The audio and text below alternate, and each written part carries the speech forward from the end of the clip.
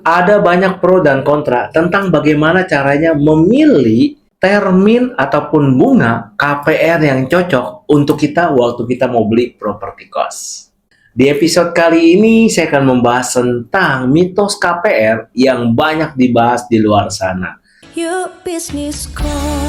Halo Sobat Kospreneur, kembali lagi bersama saya Iwan Kendrianto di channel Business Kos.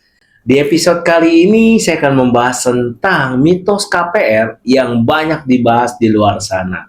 Ada banyak pro dan kontra tentang bagaimana caranya memilih termin ataupun bunga KPR yang cocok untuk kita waktu kita mau beli properti kos. Bahkan dari beberapa mitos ini bisa jadi malah blunder kepada kita karena kalau kita nggak memahaminya, kelebihan dan kekurangan dari masing-masing pemilihan termin KPR tersebut. Ada beberapa mentor properti di luar sana yang memberikan edukasi dan membahas tentang termin KPR yang dibagi dalam dua jenis. Yang pertama adalah pilih bank yang kasih kita bunga paling rendah karena itu udah pasti untung. Nah, ini adalah mitos yang pertama.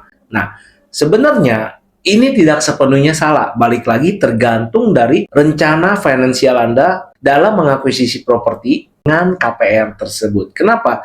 Karena gini, jika dia bunganya rendah di awal, maka nanti waktu termin fix bunga rendahnya habis, maka dia akan langsung naik bunganya floating. Ya, biasa ada namanya istilah floating. Jadi misalkan awal dia masuk, terminnya bunganya 6% untuk 3 tahun. Nah, begitu masuk ke tahun keempat, bunganya total langsung 12%. Nah, ini akan sangat memberatkan sekali bagi Anda yang mengambil di KPR dengan tipe program seperti ini. Ya, jadi Anda harus paham dulu kira-kira kapan Anda harus masuk di termin ini dan kapan Anda harus exit waktu dia sudah floating. Ini harus Anda pahami. Ya. Yang kedua adalah mitos yang paling sering dibicarakan dan di-sharing oleh beberapa mentor properti adalah bunga yang dia fix tapi terminnya panjang. Kalau bisa jangka waktunya seumur hidup deh, gitu ya. Ini juga tidak sepenuhnya benar kalau menurut saya. Karena gini, kalau kita ngambil sebuah cicilan properti yang disuruh cicilannya seumur hidup, aduh jujur deh, saya ngelus-ngelus dada. Waktu saya ngikut salah satu seminar properti, mentornya nyaranin seperti itu, saya cukup kaget banget. Kenapa? Karena ternyata banyak banget teman-teman saya di seminar tersebut yang setuju dengan saran mentor.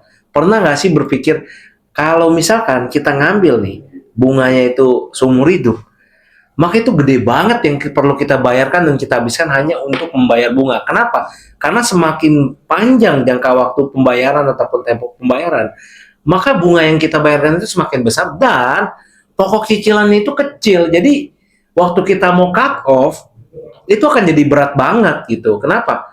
Karena pokok yang berkurang itu baru sedikit. Jadi waktu kita mau exit kena penalti, sanksi dan dendanya itu jadi sangat besar sekali. Jadi menurut saya kurang tepat juga kalau kita memilih cicilan seumur hidup lantaran demi bisa mendapatkan cicilan yang terendah. Ya sebenarnya nggak salah sih ya kalau memang tujuan Anda adalah untuk nge-flipping. Jadi dalam arti adalah Anda beli dalam 1-2 tahun ada kenaikan properti akhirnya Anda jual. Nah, itu nggak ada masalah karena Anda masih bisa menutupinya. Tapi kalau tujuan Anda adalah ingin cicil sampai lunas, apalagi udah cicil di versi Anda 20 tahun, terus dioper lagi waktu anak lanjutin 20 tahun, jadi total cicilan 40 tahun. Waduh, menurut saya sih sangat disayangkan sekali, karena semakin lama cicilan, maka bunga tersebut akan semakin besar. Nah, ini yang menurut saya kurang tepat sekali kalau Anda mengambil hal ini karena hanya demi mengejar cicilan yang kecil di awal.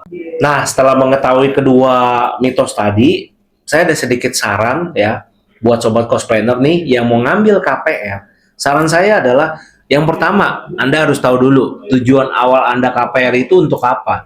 Kenapa Anda harus tahu dulu tujuannya untuk apa? Karena gini, kalau Anda nggak paham tujuan Anda mau ngapain, maka nanti Anda akan bayar bunga yang mahal gitu. Berikutnya yang kedua adalah Anda harus memahami dulu berapa tempo jangka waktu yang Anda ingin ambil. Karena kita harus mengakui ya, walaupun bisnis properti cost itu stabil ya, kalau Anda seperti kasusnya di properti cost ya, Anda menghasilkan uang secara rutin, tapi yang namanya bisnis itu pasti ada yang namanya maupun naik. Nah, waktu turun ini Anda siap nggak untuk menanggulangi cicilan tersebut? Jadi nggak selalu bahwa tempo yang panjang dan lama itu akan sukses di bisnis properti. Toh, buktinya nyatanya saya banyak menemukan mentor-mentor saya yang tadi mengajarkan hal tersebut, sekarang lagi pada sibuk jual properti ke membernya. Bahkan ada beberapa yang akhirnya bingung juga loh kenapa dia jual, kan katanya bagus cicilannya rendah. Nah, ternyata nggak seperti itu Sobat Cospreneur ya. Jadi saran saya, penting banget Anda untuk bisa menilai dan memilih KPR yang terbaik untuk Anda apabila Anda ingin menggunakan KPR ya. Jadi nggak selalu KPR itu nggak benar, profit besar dan lain-lain, nggak. Tapi bisa jadi KPR itu bisa membantu kita dan juga bisa malah bikin kita bangkrut karena membayar bunga yang sangat besar sekali. Nah, saya rasa itu aja tips tentang masalah KPR. Semoga Anda setelah mengetahui dan menonton episode ini, Anda bisa lebih bijak dalam memilih KPR yang cocok untuk Anda. Saya Iwan Kendrianto dari channel Business Cost, penghasilan aman, pensiun nyaman. See you. Turun. Invest your money, not your time. Your business cost. Your business cost. Invest your money, not your time.